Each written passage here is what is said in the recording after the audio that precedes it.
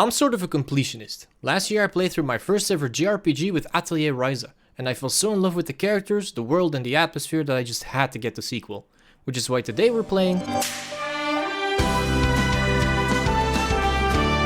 Released in 2021, Atelier Ryza 2 Lost Legends and the Secret Fairy is once again developed by Gust and Koei Tecmo, and is often described by people as their favorite game in the Ryza trilogy. I've been missing Ryza and her friends ever since I rolled credits on the first game, and on top of that, 3 years have passed. So that would make her 20 or 21? We're good. We're safe. Because holy! So, as you just saw, Ryza 2 picks up 3 years after the events of the first game, and we are reunited with Ryza, who is still stuck living her life on Kurgan Island when she gets a visit from Moritz Brun, the island's leading figure. He entrusts her with an ancient family treasure that he would like her to research, and since Ryza is bored out of her mind, she agrees. And so we obtain the curiously mysterious artifact that no one has been able to figure out the purpose of. Egg? In order to research this mysterious object, Ryza decides to travel to the royal capital of Ashra Amberd. She was already invited there by Tao, who is studying at the local academy, and hopeful that he might be able to help her uncover this mystery, she arrives only a few days later. And that is how we unlock our first achievement before even taking control of the character. As soon as we leave the port, we're attacked by a monster! Hello? This is also where we see for the first time that the devs have decided to make adult Ryza a bit more sensual. Hey yo, no joke? She's looking pretty hot. Hey, come on. We receive help from a misogynistic stranger, and after absolutely beating the hell out of the tiny puny, Ryza decides that now is a good time to pose seductively. Oh snap, that pose though. Hey yo, they know what they're doing. We fight a few more mobs until we eventually level up. I'm sure there's another achievement that makes like get to max level. There isn't. We eventually make it to the capital city where a country bumpkin anime waifu quickly feels lost and out of place. Luckily, it doesn't take long for her to spot a familiar face as she meets Boss and his friend. Boss's friend turns out to be a post-puberty Tao. Talk about a glow up. After the boys show us around the capital's different districts, we sit down with them at a local cafe, where we're introduced to Patricia Abelheim, a noble girl that Tao is tutoring. Her family owns a bunch of buildings in the city, and they've allowed us to live in one of the older rooms in the city center, for free. In this economy? Conveniently, the place also comes pre-installed with a massive pot. Is this my atelier? It's my Atelier Ryza? After getting settled, Tao joins the party, and we set off on a new adventure. Tao wants to go out and investigate a local ruin that he read about in one of his many books. But before we get there, we need to make some useful items using alchemy. So after going out to gather some ingredients, it's back to the atelier, where we are once again reminded that Ryza is an adult now. This is her thinking about the synthesis, and then when you say start synthesis, she goes all, ooh, ooh. They so know what they're doing. But it was all worth it, as we get the My Alchemy achievement for synthesizing our first item. We're also introduced to the skill tree, and of course we'll have to unlock every single skill in this tree for another achievement. But that will come with time. With the alchemy introduction out of the way, we set off on our adventure proper. And while making our way to the ruins from Tao's legend, we descended into degeneracy. Ryza swimsuit, tropical summer, €1.49. It's on sale. I don't own it. I don't have it, so I cannot put it on. Do not enter it on your knees. Hey yo! God damn. They know what they're doing. You didn't. Atelier Ryza 2, Ryza swimsuits, tropical summer. Thank you, Dallas. I'm gonna make those tunnels a bit more interesting. I'm a man of my word. I will be putting on the swimsuit.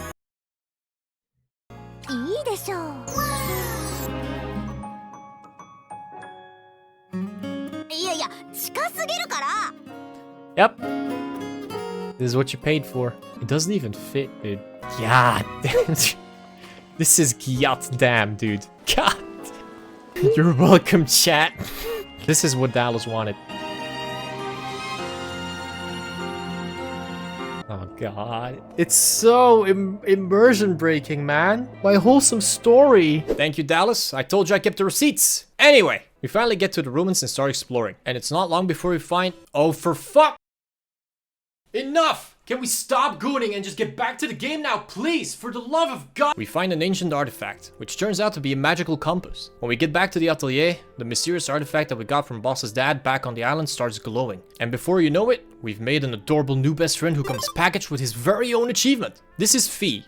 He's gonna be hanging out with us for the rest of the game. He's precious and I adore him, and if anyone hurts him, their body will never be found. That's a promise. With the help of the compass and feast power, we can find and collect remnant memories in the ruins we explored earlier. These memories will be documented in our travel journal. I mention this now because we'll be collecting a lot of these and completing the journal as we go along. There are no less than 3 achievements tied to this mechanic. It's not long after we're done with these ruins that Tao leads us to a second set of ruins, as we've now found out that there are 5 different ruins that are all connected to each other somehow.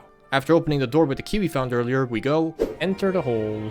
While we're exploring the ruins, we hear some noise behind us. Scared of getting backstabbed by some scary monsters, we go and check it out, only to find Patty has snuck out and followed us into the ruins. Tao takes some convincing, but we figure that, while she's here, she might as well make herself useful. And so she joins a party carrying a sword that's as tall as she is. Because of limited inventory space though, we go back to town for a moment to empty our bags. And here we find out about the request board and the associated reputations. Completing requests gives you some reputation with an associated faction. There are a total of 8 reputations in the game, and for one of the achievements we'll have to, you guessed it, max out all of them. While browsing some shops in town, I also come across a vendor who is selling an accessory and a decoration item. These can be used to customize your atelier, and there are 2 achievements related to collecting all of these. Right now though, I'm broke. So it's back to the ruins. Aware of my current financial situation, when Ryza spots a treasure chest, she can't help but rush to open it, only to be stopped by freaking dragon. Bam!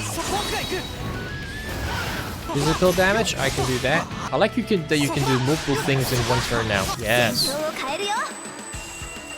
Bam! Bam! Nom nom. No dragon is stronger than the power of friendship.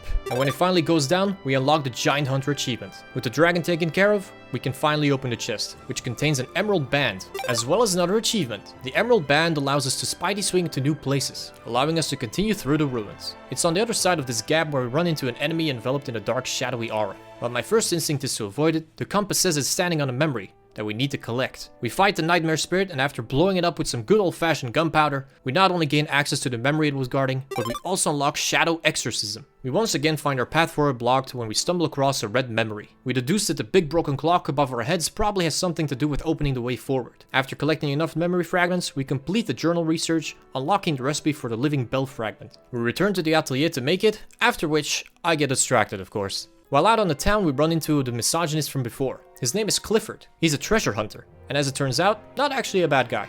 At the atelier, Patty shows off her jealous side, as the girl is crushing hard on the tall, handsome, scholarly blonde man. We tell her that she's got no reason to be jealous, and we head off to the cafe where we meet the only other person that matters. Ryza? Hontou ni Ryza nano? Oh, yes, yes. Uso? Claudia nano? Oh shit. Oh man, they hugging. すごいすごいクラウディアだ久しぶり久しぶりね元気だったこの通りね Why does this make me happy? We invite her to come out adventuring with us, but seeing as she's an important businesswoman in the city, she has to take a rain check. So we head back to the ruins where we can now repair the giant ancient bell. But when it starts ringing, it wakes up old suits of armor that are now ambushing us.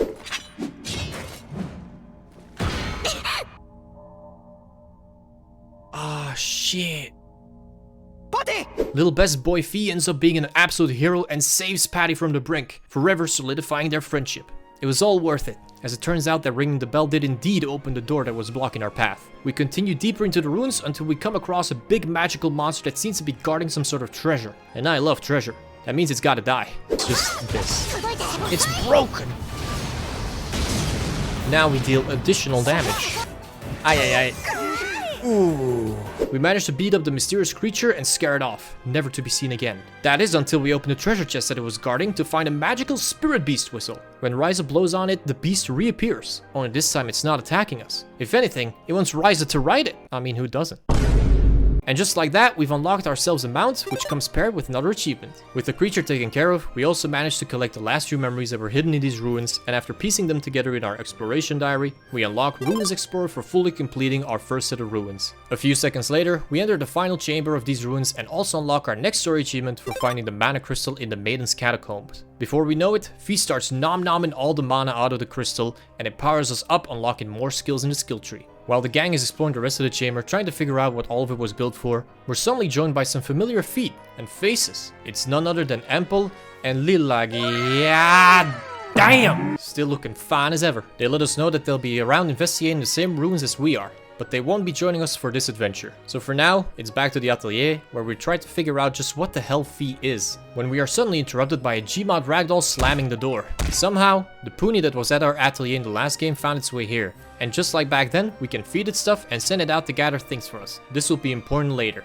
For now, we head out to find Clifford and Tao talking to each other about some kind of underwater city. Clifford wants to check it out because treasure hunter, and Tao believes it may contain the next set of ruins for the legend. The only problem is, humans don't breathe underwater so good. Luckily, here comes best girl Claudia to the rescue, because after we help her out with supplies for her merchant business, she hands us an alchemy book she found. And by some insanely convenient miracle, it contains a recipe for candy that lets you breathe underwater. What are the chances? We immediately start crafting the airdrops, getting us our 10th achievement. As soon as we've got it, Claudia and Clifford come in to check it out. Everyone is so excited at the idea of exploring an underwater city that we gain 2 new party members, with Clifford and Claudia! So, without further ado, we make our way to the big lake in the north, where we can now dive underwater. After exploring underwater for a while, we come across a cave entrance, which leads to one of the coolest sights in the game. Safe to say we found the underground ruins. From here, it's back to the tried and true method of filling up the research list for this ruin and collecting memories to unlock a recipe to this time awaken a giant flower that's at the top of the tower in the middle. Once we've got what we need, we go back to the atelier to create the liquid mana from the recipe that we unlocked, and look cute while doing it. Ooh-woo! Sorry, I need to stop ooh-wooing. After getting back to the flower in the ruins, we use the liquid mana on it, and the flower blooms, revealing a fairy. It gives us some lore about alchemists and the ruins and stuff, but it has lost most of its memories, so we'll just move on for now. And after exploring the rest of the ruins, we finally come across a mana crystal hidden here, for Submerged Star, which also meant that we were able to complete our journal entry for these ruins. Anyway, Phi attack! With another ruin out of the way, we're back in the city where we talk about the wider world with Zafina, the cafe owner, before checking out the bulletin board. After handing in some requests that we've been taking care of along the way, we reach the maximum reputation level with the Artisans faction, unlocking Leave It To Me. After all that hard work, we take a moment to chill with the boys, before heading to the Artisans district in the south part of the city, where there is a gate leading further south and towards the mines. The door is rusted completely shut though. Luckily, Ryza is a queen of slippery stuff, so we make ourselves some glorious oil, the most slippery lubricant you could ask for. And after lubing that bad boy up, it swings right open, allowing us to pass right through without any resistance. But before we can do that, we're approached by an Orin who is not Lila. This is Seri, and because she has her own reasons to go towards the southern lands, she wants to go with us. Ryza, being who she is, obviously can't refuse, and so we gain another party member. We eventually make it to the mines, but we quickly find out that some areas are inaccessible to us because it's simply too dark to be able to see anything. It sure is a handy dandy coincidence then, that after we defeat an awakened suit of armor, we can access a treasure chest which just so happens to contain a magic mana lantern, which comes paired with our next achievement. With the lantern equipped, we can keep exploring the mines, until we eventually come across this rune's key thing that requires some kind of alchemical creation to activate and unlock the path forward. Are you seeing the flowchart yet? Explore new ruin, path gets blocked, collect memories to learn the recipe for the key, create a key with alchemy, unlock the way forward, collect a crystal, explore new ruin, etc. So after going through the usual process, we finally make our way to a giant door, which catches on fire after Ryza touches it and knocks her out. Hey, you. You're finally awake. After Ryza regains consciousness, we can open up the door. You know what they say, big door, big boss. And oh boy, does this door contain a big boss. It's so big in fact that we're knocked down before we can even make a move. And as the golem comes in for the killing blow, we're saved in the nick of time by none other than Lent. We retreat out of the room, and after berating Lent for acting like a dick earlier, I had to skip over that part or this video would be like an hour long, alright? We kiss and make up, and Lent joins the party. With our party strengthened, we head straight into the boss fight proper. This guy's really strong. Yikes, dude. Claudia just died. Dude, his speed is so fast as well. Give me milk and cookies. So when Ryza dies, he comes in. What a hero. A bit more difficult than I expected. Frozen Lily. Frozen Lily again. Spike thing. Keep hitting it. Keep hitting it. Uh-oh. After a tough fight, the golem goes down and explodes into a treasure chest. And with the boss out of the way, the next mana crystal is within reach. With the mana crystal out of the way, we finish off this rune's research journal before heading back to town, where after investing a few skill points, I'm finally able to craft my first 999 quality item, which also unlocks Breaking the Limit.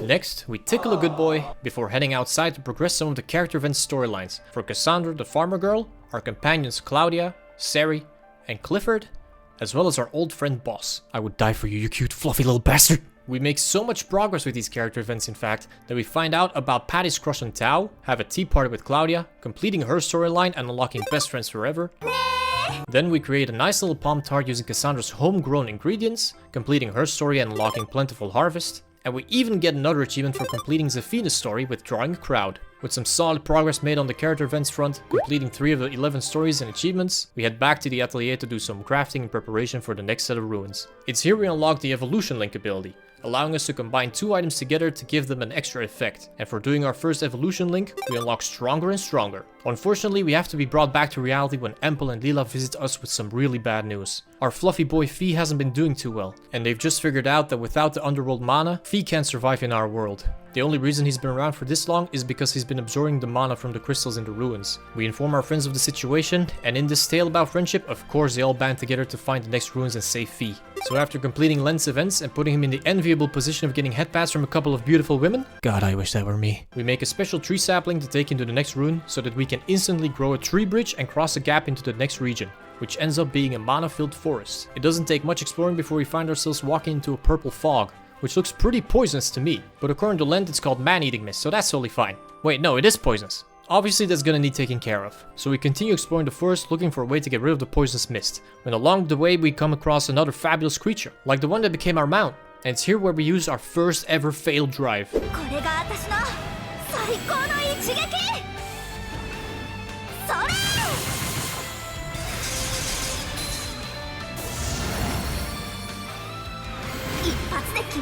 Oh shit!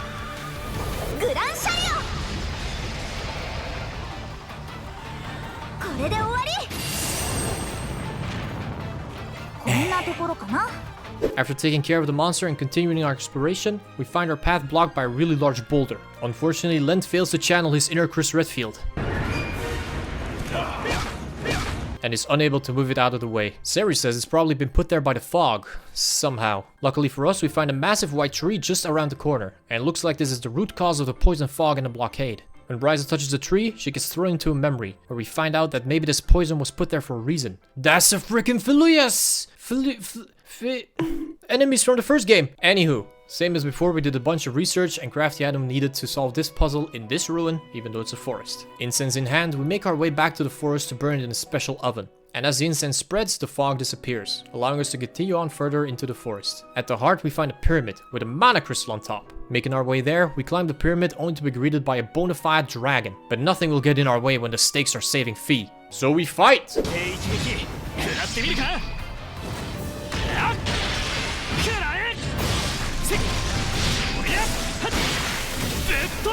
God damn, Lent! The juggle?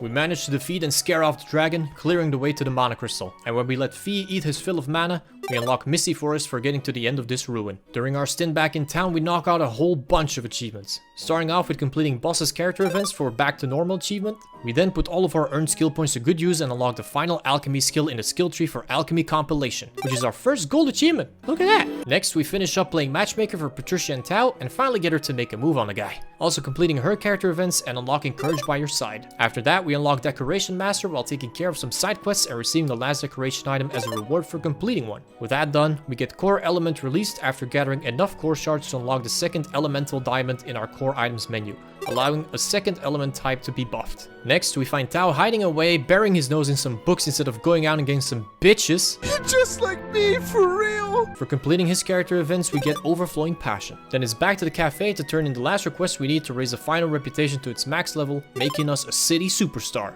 At our atelier, we knock out 2 more achievements. One for raising a rare pony by feeding our domesticated pony enough items to get 2 of its stats above 95, turning it into a...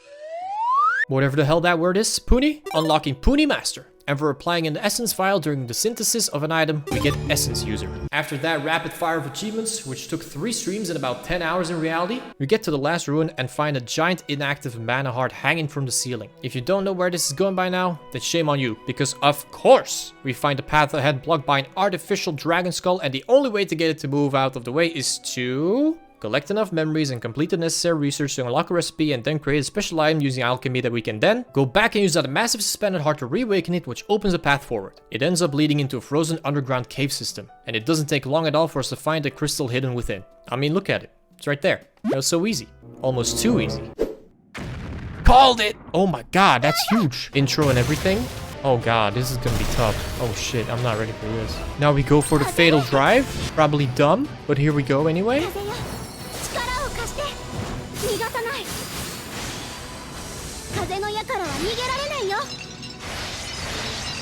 Damn, she's breaking a lot of glass ceilings. For feminism, dude.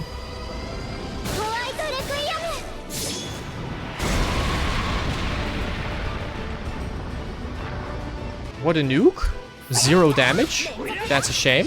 With the boss out of the way, nothing is stopping our boy Fi from feeding on the last mana crystal. And for that we unlock into the dragon's belly. But just as we start to celebrate Fi being back to his energetic self, Empel and Lila show up with despair on their faces. Back at the atelier, they explain that the crystals we've been draining were actually magic locks that were keeping the temple from the beginning of the game closed. Why were there locks on the temple? Because inside is a portal to the underworld. And this was the only way that the Felucia invasion could be prevented. Of course, there's nothing stopping them from pouring out into our world now. Good job, dumbass! We head back into the temple only to have our worst fears confirmed. It's Felucia! Felucia! We run into a new type of Felucia and quickly find out that our gear isn't gonna cut it. So we decide to retreat for now and head back into the city, where, amongst other things, I create a mystic robe with an item level of 99 for a seasoned alchemist. We also use some of the underworld materials we found in the temple to create an item for Dennis the blacksmith, which got him disqualified for some kind of competition. So for completing his character events, we get an achievement called We'll Win Next Time. I then spent some time using those same materials to create the rest of the gathering equipment and got super hyped about it. Top-notch adventure!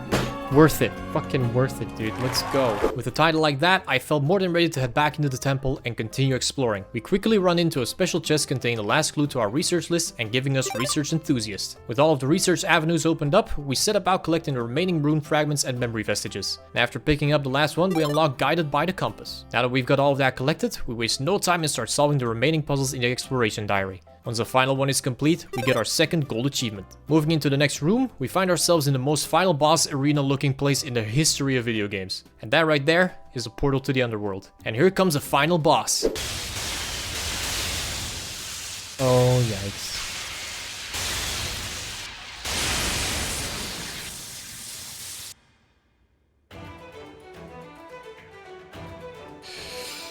Yeah, that looks like a final boss. Yup.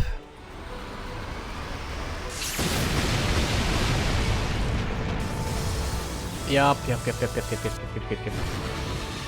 With everyone pumped up and ready to go, this is a loss. We start to fight. It's taking a decent amount of damage, actually. I'm taking quite a bit of damage too. Why did Lens just health just go to 1? Element Dominion? What?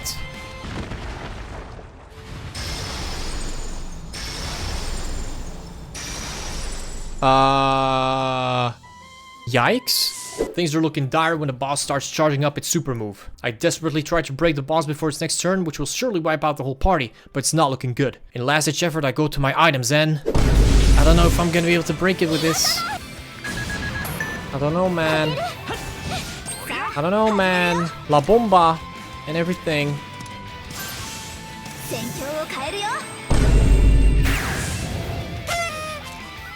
Yes, that's right. The boss had over a quarter of its health bar left and the rose bomb just absolutely melted it. As you can see, I was confused too. Wait, did I win? No phase 2? And for defeating the legendary monarch, we unlock Ancient Ruler. With the boss downed, Empel and Lila are closing the gate to the underworld. But that also means that there will be no more mana coming into the region. Without it, Fi won't be able to survive. And so we make the easy decision to say goodbye to our fluffy boy and send him through the portal so that he may live.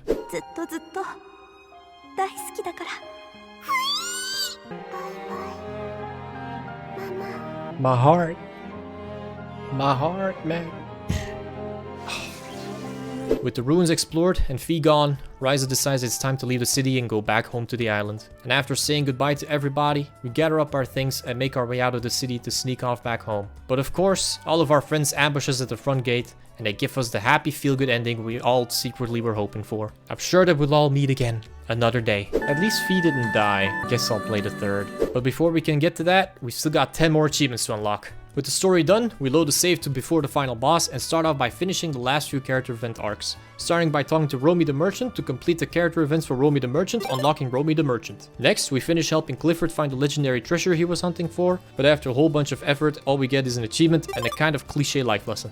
The true treasure was the friends we made along the way. Actually, unironically. Wow. Finally, we help Seri find the flower that she's been looking for, and as a sign of trust, she gives us the first sprouting flower. I never liked her much, but that's pretty cute. Next, I start working away at the last few grind achievements, such as using every core drive at least once. Core drives require you to use a specific combination of items to activate a super move with a total of 10 different core drives. Every time I went back to the atelier to craft more items, I also made sure to evolve my puny into a new form and send him out to get the last few accessory items. And after a few trips, he brought me back the best gift of all. Yes! You brought me an achievement! Oh, you golden boy. The problem is that now my container is literally full. So I head over to see Romy the Merchant, who you might remember as Romy the Merchant from the Romy the Merchant achievement from earlier, to hand in a bunch of materials in her development tree. And for managing to get the development level of the medicinal category to level 20, we get great business. Going down the list of achievements I'm missing, I realized I had to use one of every essence. So I was a bit surprised that while I was making the essences and not using them, this happened. Now there are only 4 achievements left, and this fella is gonna help us get all of them. Let's see what this does. Not too bad. Oh. Never mind, it wasn't over yet. Okay, everyone died. Shh. As I was saying. NA, Apocalypse, Testament Meteor, ready? Use it. There it is. New super move. And with the help of an old friend, Rose Bomb, sure, the secret super boss turns into a pushover. With the battle won, all we have left to do is activate Clifford, Tao, and Seri's fatal drives. And once we do, that's it! We did it! We're done! And what a beautiful sight to end it on. Thank you so much for watching this video. If you haven't yet, be sure to hit the like button and subscribe if you'd like to see more. As always, all the footage comes from my Twitch where I stream this full game live with my chat, so if you'd like to be there for the next 100%, check the links on screen and in the description below. Let me know what games you'd like to see me 100% in the comments, and I'll see you in the next one.